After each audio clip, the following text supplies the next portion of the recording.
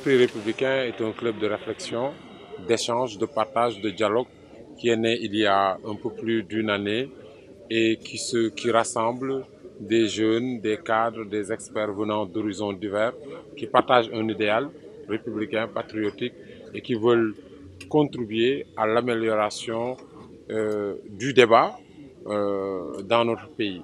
Un espace de réflexion qui veut faire une contribution positive sur l'élaboration, la formulation et la mise en œuvre des politiques publiques.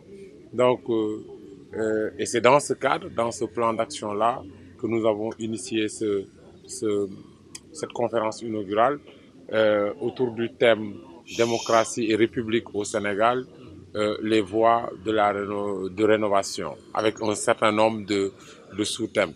Et nous avons voulu associer, si vous voyez le présidium, un universitaire, une personnalité de la société civile et un haut fonctionnaire.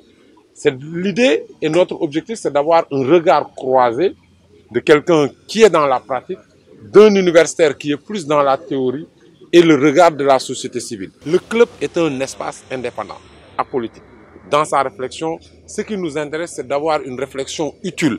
Parce que nous pensons qu'il faut créer des espaces de débat inclusifs et transversales en dehors des joutes politiciennes.